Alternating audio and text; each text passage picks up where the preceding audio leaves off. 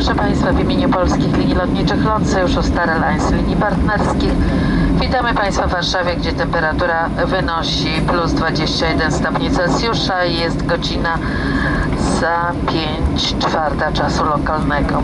Zanim samolot dokołuje do stanowiska postojowego, prosimy, aby nie odpinali Państwo pasów bezpieczeństwa.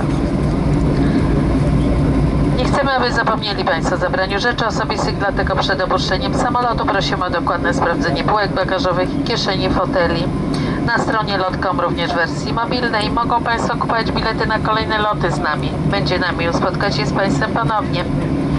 Załoga kapitana Andrzeja Grabskiego życzy Państwu miłego popołudnia. Dziękujemy i do zobaczenia.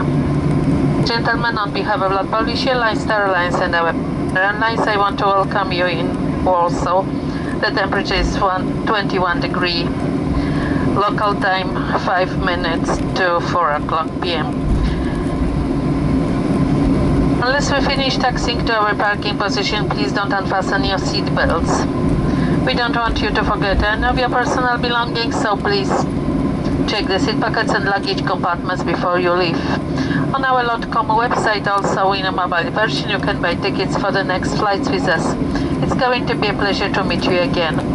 We'd like the Captain Mr. Andrzej Grabski and his crew wishes you a nice afternoon. Thank you and see you soon again.